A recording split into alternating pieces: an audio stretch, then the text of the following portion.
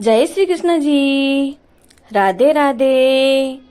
आप सबको मेरा ढेर सारा राम राम और प्यार भरा नमस्कार। आज हम चैत्र पूर्णिमा की कथा सुनते हैं। वैसे तो प्रत्येक मास की पूर्णिमा तिथि पवित्र मानी गई है। इस दिन देव नदी या सरोवर आदि में स्नान करने फिर दान करने से 1 महीने तक स्नान करने का फल प्राप्त होता है। चैत्र मास की पूर्णिमा को चैत्री पूनम भी कहा जाता है। इस दिन भगवान योगेश्वर श्री कृष्ण जी ने ब्रज में रास लीला की थी और इसी चैत्र पूर्णिमा के दिन हनुमान जन्मोत्सव मनाया जाता है। हनुमान जयंती नहीं मनाना है, हमें हनुमान जन्मोत्सव मनाना है, क्योंकि जयंती तो उन लोगों की मनाई जाती है जिनकी पुण्यतिथि भी आती है, लेकिन प्रभु श्री राम भक्त हनुमान जी की कभी पुण्यतिथि नहीं आती है, क्योंकि वो साकार रूप में हमारे साथ है, इस पृथ्वी पर मौजूद है। इसलिए हमें उनका जन्मोत्सव मनाना है, न कि जयंती मनाना है। प्रभु के एकमात्र अवतार है जो आज भी पृथ्वी पर मौजूद है, हमारे साथ है, हमारे रोम रोम में बसे हुए हैं। चैत्र पूर्णिमा के दिन पजून पूर्णिमा होती है। इस दिन पजून कुमार की पूजा की जाती है। पजून कुमार की पूजा या पजून पूर्णिमा कैसे होती है उसके बारे में हम बात करते हैं। शास्त्रानुसार यह उत्सव चैत्र शुक्ल की पूर्णिमा को मनाया जाता है। इस दिन व्रत जाता है, बल्कि पजून कुमार की पूजा की जाती है। जिस घर में बच्चे का जन्म हुआ हो उसी घर में यह पूजन होता है। इसमें 5 या 7 मटकियों का पूजन किया जाने का विधान है। एक करवा भी होता है जिसकी गिनती मटकियों में ही की जाती है।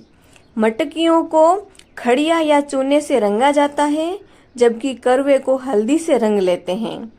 इन पर पजून कुमार और उनकी 2 माताओं के चित्र बनाए जाते हैं। तत्पश्चात चारों मटकियां रखकर बीच में करवा रखा जाता है। मटकियां सामर्थ्य अनुसार भिन्न भिन्न पकवानों व मिठाइयों से भरी जाती हैं। तत्पश्चात विधिवत पजून कुमार का पूजन करके स्त्री इस कथा को सुनती है। अब हम पजून पूर्णिमा की कथा सुनते हैं। इस कथा को आप बड़ी श्रद्धा और शुद्ध भाव से सुनिए। वासुकी राजा की 2 रानियां थी। एक का नाम सिकोली और दूसरी का नाम रूपा था। दोनों ही निसंतान थी, दोनों के कोई संतान नहीं थी। रानी सिकोली बड़ी थी और रूपा छोटी रानी थी। राजा की माँ और बहन सिकोली को ही अधिक चाहती थी। अपनी सास और ननंद का भेदभाव देखकर छोटी रानी रूपा मन ही मन बहुत दुखी होती थी, लेकिन राजा उसे बड़ा प्यार करता था, बहुत चाहता था, इसलिए वह दूसरी किसी बात की चिंता नहीं करती थी। सभी स्त्रियों की तरह उसकी भी चाह थी कि उसके पुत्र हो और वह भी पुत्रवती कहलाए। किंतु समय गुजरता गया और उसे ऐसी कोई उम्मीद दिखाई नहीं दे रही थी। एक दिन उसने बड़ी बूढ़ी स्त्रियों से पुत्रवती होने का उपाय पूछा। एक वृद्धा ने बताया कि संतान तो सास ननंद के आशीर्वाद से प्राप्त होती है, ऐसे प्राप्त नहीं होती है। परंतु छोटी रानी क्या करे? सास और ननंद तो उससे रुष्ट रहती थी, उससे बहुत नाराज रहती थी। जब छोटी रानी ने उस बूढ़ी माँ को अपनी समस्या बताई तो उसने उसे एक उपाय बता दिया। उसकी बात मानकर दूसरे दिन ही छोटी रानी ने ग्वालिन का वेश बनाया और सिर पर दूध की मटकी रखकर सास ननंद के महल में जा पहुंची। उसने घूंघट निकाल रखा था।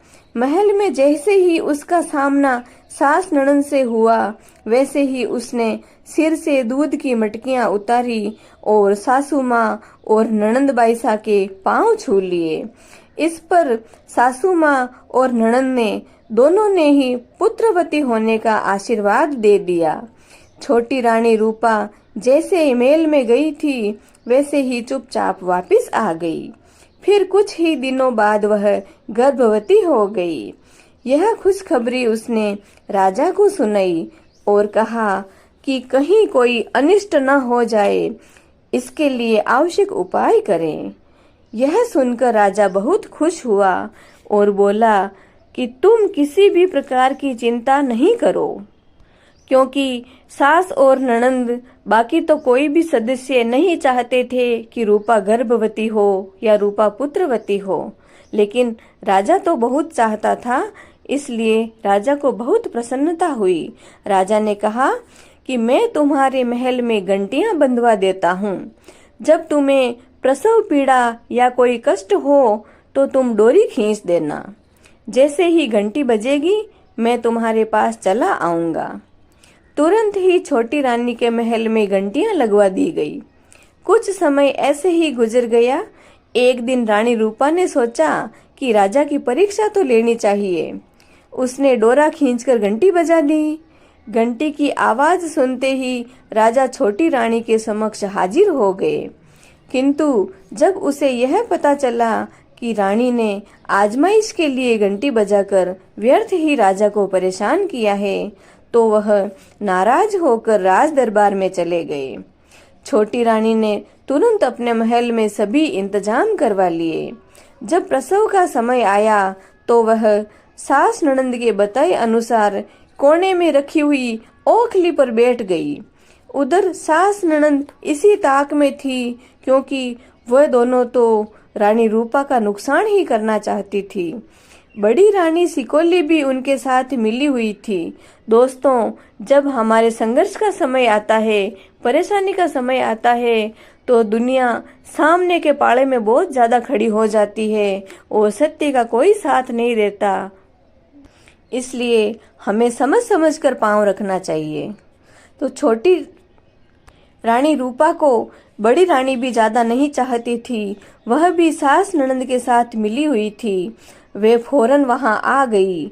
इसी बीच बच्चा पैदा होकर ओखली में गिर गया। सास ननंद ने उसे फौरन उठा लिया और ओखली में कंकर पत्थर भरवा दिए तथा एक दासी को बच्चा देकर कहा कि इसे दौरे पर फेंक कर आ जाओ। इसके बाद उन्होंने रूपा से कहा, अरे रूपा, तुमने तो कंकर पत्थर को जन्म दिया है। इसी बीच प्रसव का समाचार सुनकर राजा भी वहां पहुंच गया। जब उसे पता चला कि रानी ने कंकर पत्थर को जन्म दिया है, तो वह बड़ा ही चकित हुआ। लेकिन अपनी माँ और बहन को वहां पर मौजूद देखकर उसे ये समझते हुए देर नहीं लगी कि अवश्य ही इन्होंने कोई चालाकी की है। जिस दिन रूपा ने बच्चे को जन्म दिया, उस दिन चैत्र मास की पूर्णिमा तिथि थी। दोस्तों, भगवान के घर देर है, अंधेर नहीं है। सत्य को न्याय जरूर मिलता है। इस कथा को आगे सुनिए। बड़ी ही रोचक और बड़ी ही न्यायपूर्ण कथा है। उस दिन चैत्र मास की पूर्णिमा तिथि थी। उसी दिन एक कुम्हारिन ने दौरे पर कूड़ा फेंकने का सोचा। वह कुम्हारिन दौरे पर कूड़ा डालने गई। वह कुम्हारिन भी निसंतान थी। उसके भी कोई संतान नहीं थी। जब उसने दौरे पर बच्चा पड़ा देखा, बच्चे को रोते हुए देखा, तो वह उसे उठाकर अपने घर ले आई और गले से लगाया। इस बात का उसने किसी से भी जिक्र नहीं किया, क्योंकि उसे भी बच्चे की ललक थी। उसकी भी ममता जाग उठी थी। उसका भी वात्सल्य जाग उठा था, ताकि कहीं बच्चा छिन्न न हो जाए, इस बच्चे को कोई ले न जाए। उसने बड़े लाड प्यार से उसका पालन पोषण किया। जब लड़का कुछ बड़ा हुआ और खिलौने से खेलने के लायक हो गया, तो कुम्हार ने उसके खेलने के लिए मिट्टी का एक घोड़ा बना दिया। लड़का उस घोड़े को नदी के किनारे ले जाकर उसका मुंह पानी में डुबोकर कहता है कि मिट्टी के घोड़े पानी पी, चैं चैं चैं। मिट्टी के घोड़े पानी पी, चैं चैं चैं। जिस तरह से बच्चे खेल खिलौनों से खेलते हैं, उसी तरह वह बच्चा खेल रहा था। उसी जगह राजा रानी के निवास की स्त्रियां नहाने के लिए आया करती थी। एक लड़के को रोज रोज ऐसा करते हुए देखकर एक दिन एक स्त्री ने कहा, ए कुमार के छोकरे, तू पागल है क्या? कहीं मिट्टी का घोड़ा भी पानी पीता है? लड़के ने उत्तर दिया, सिर्फ मैं ही पागल नहीं हूँ, ये सारा संसार ही पागल है। स्त्रियों ने पूछा कि संसार कैसे पागल है? तब उस लड़के ने उत्तर दिया कि क्या कहीं रानियों के भी गर्भ से कंकर पत्थर पैदा होते हैं? लड़के की बात सुनकर सारी स्त्रियां समझ गई कि यह रानी रूपा का ही बेटा है। उन्होंने महल में लौटकर रानी सिकोली से यह सब बातें बताई और यह भी बता दिया कि उसकी सौतन का लड़का कुम्हार के घर में पल रहा है। अब देखो दोस्तों कि रानी की दासियां भी नहीं चाहती थी कि इस राजघराने में सुख शांति रहे, समृद्धि रहे, वंश की बढ़ोतरी हो। देखो, इसे कहते हैं कि स्त्री स्त्री की दुश्मन है। स्त्रियों की यह बात सुनकर बड़ी रानी ने उसे मरवाने का षड्यंत्र रचाया और मेले पुराने कपड़े पहनकर कोप भवन में जाकर नाराज होकर लेट गई। राजा के पूछने पर उसने कहा कि जब तक उस कुम्हार का लड़का मौत के घाट नहीं उतार दिया जाएगा, मैं अन्न जल ग्रहण नहीं करूंगी। तो राजा ने कहा कि बताओ तो सही, उसका अपराध क्या है? राजा के पूछने पर उसने कहा कि वह हमारी दासियों को रोज चिढ़ाता है। लेकिन राजा तो समझदार था। उसने कहा कि इस अपराध के कारण उसकी हत्या नहीं की जा सकती। हाँ, रानी के चाहने पर उसे इस राज्य से निकाला दिया जा सकता है। इस बात पर रानी मान गई। राजा ने कुम्हार के लड़के को देश निकाला दे दिया, राज्य से निकाल दिया। थोड़े दिनों बाद लड़का रूप बदलकर और अच्छे अच्छे कपड़े पहनकर दरबार में आने लगा।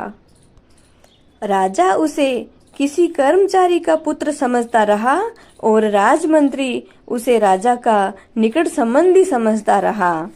परिणामतः उसे कभी संदेह की दृष्टि से नहीं देखा गया।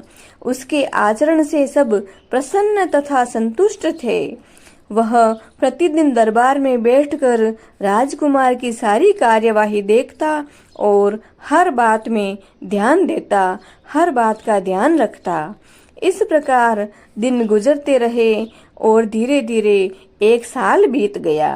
अगले साल उस राज्य में जल नहीं बरसा, अकाल पड़ने लग गया। राजपीड़ितों ने राजा को सलाह दी कि यदि राजा रानी रथ में बैल की तरह कंधा देकर चलें और चैत्र शुक्ल पूर्णिमा को उत्पन्न हुए किसी द्विजातीय बालक, द्विजातीय का मतलब है दोस्तों कि 2 जाति का बालक, यही बालक था जो राजा के घर में पैदा हुआ और कुम्हार के घर में इसका पालन पोषण हुआ, ये द्विजातीय बालक हो गया। तो उन्होंने कहा कि किसी द्विजातीय उत्पन्न हुए बालक जो रथ को हाँके तो वर्षा होने का योग हो सकता है। तब कुम्हार के बालक ने बताया कि मेरा जन्म उसी दिन हुआ है जिस दिन चैत्र पूर्णिमा थी और मैं रथ भी हाँक सकता हूँ। यह सुनकर राजा बहुत प्रसन्न हुआ और उसी समय रथ चलाने की तैयारियां होने लगी।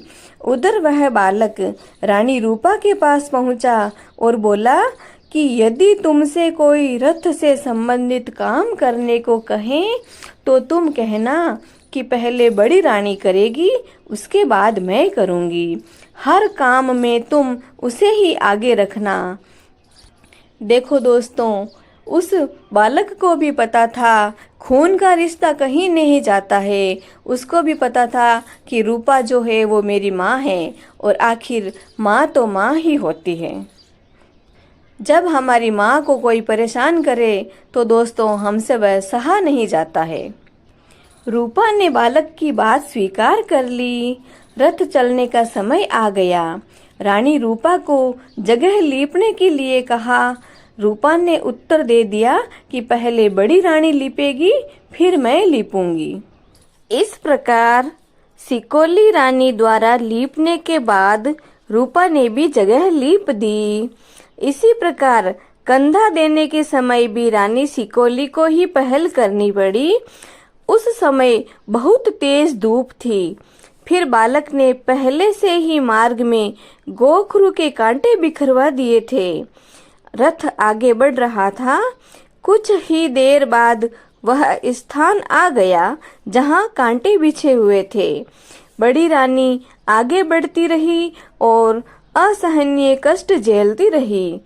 एक तो उसके पांव में कांटे चुभते रहे और दूसरे ऊपर से बालक कोड़ा बरसा देता, क्योंकि वे बैल की जगह काम कर रहे थे। लेकिन इनसे उसे तभी छुटकारा मिला जब रथ निश्चित स्थान पर पहुंच गया। अब रानी रूपा की बारी थी। उसके रथ में कंधा देते ही आसमान में बादल छा गए। रास्ते में गोखरू के कांटे हट गए। रानी रूपा को जरा भी कष्ट नहीं हुआ। रथ चलाने का काम पूरा होते ही वर्षा होने लगी। यह देखकर राज्य भर में खुशियां छा गई। लोग खुशी के मारे नाचने लगे, खुशी से झूमने लगे। तभी उस बालक ने रानी रूपा के पास जाकर उसके चरण छुए, जिससे सबने जान लिया कि यही रानी रूपा का पुत्र पजून कुमार है। राजा ने भी उसे अपना पुत्र जानकर गले लगाया। यह समाचार पाकर सर्वत्र आनंद की लहर दौड़ गई। पजून कुमार सबसे मिलने रनिवास में गया। सबसे पहले वह अपनी दादी के पास गया और कहने लगा, दादी, हम आए, क्या तुम्हारे मन भाए? दादी ने उत्तर दिया कि बेटा, नाती पोते किसको बुरे लगते हैं? पजून कुमार बोला, तुमने मेरे मन की बात नहीं कही। तुम्हारी बात बेकार और अधूरी है। मैं तुम्हें श्राप देता हूँ कि तुम अगले जन्म में दहलीज हो जाओगी। उसके बाद वह बुआ के पास जाकर बोला, बुआ, ओ बुआ, हम आए, क्या तुम्हारे मन भाए? बुआ ने दादी के जैसा ही उत्तर दिया। परिणामतः पजून कुमार ने बुआ को चौका लगाने वाला मिट्टी का बर्तन हो जाने का श्राप दे दिया कि जाओ, तुम मिट्टी के बर्तन हो जाओ। फिर वह अपनी सौतेली माँ सिकोली के पास जाकर बोला, माँ, हम आए, क्या तुम्हारे मन भाए? सिकोली माँ का उत्तर था, आए सो अच्छे आए, जेठी के हो या लोहरी के हो तो लड़के ही। अपनी सौतेली माँ की इस तरह की बात सुनकर पजून कुमार ने कहा कि यह तो रूखी बात कही है, इस बात में कोई सार नहीं है, इसलिए तुम गुंगुची बनोगी, आधी काली और आधी लाल बनोगी। अंत में वह अपनी स्वयं की माँ रानी रूपा के पास गया और कहा, माँ, हम आए, क्या तुम्हारे मन भाए? रानी रूपा बोली कि बेटा, आए, हमने न तो तुम्हारा पालन पोषण किया और न ही खिलाए पिलाए, हम क्या जाने कि कैसे आए। तभी वह किशोर नन्हा शिशु के रूप में उआ उआ करके रोने लगा। छोटी रानी ने उसे गोद में उठा लिया और मातृभाव में इतनी विलीन हो गई जिसकी कोई हद नहीं थी। मातृभाव में विलीन होकर उसे दूध पिलाने लगी। वात्सल्य इतना झलका कि उसका दूध ही दूध आने लगा। ईश्वर की कृपा से उसके स्तनों से बहुत अधिक दूध आने लगा। यह खबर दासियों द्वारा राजा तक पहुंची। राजा स्वयं यह हैरतपूर्ण दृश्य देखने के लिए उपस्थित हुआ। यह सब देखकर राजा बहुत प्रसन्न हुआ और पूरे राज्य में उत्सव मनाने का आदेश दे दिया। राज्य भर में शहनाइयां बजने लगी और कहते हैं कि तभी से इसी समय, इसी चैत्र पूर्णिमा को पजून पूनम का उत्सव मनाया जाता है। तो इसे चैत्र पूर्णिमा भी कहते हैं और पजून पूर्णिमा भी कहते हैं। और इसी दिन हनुमान जन्मोत्सव भी मनाया जाता है। हे योगेश्वर भगवान श्री कृष्ण, जिस तरह छोटी रानी रूपा को न्याय दिलाया, उसी तरह कहानी कहने वाले, सुनने वाले और इसकी हुंकार लगाने वाले सभी पर अपनी कृपा बरसाए रखना, सभी को न्याय दिलाते रहना। प्रभु आपकी जय हो। जय श्री कृष्ण जी। राधे राधे।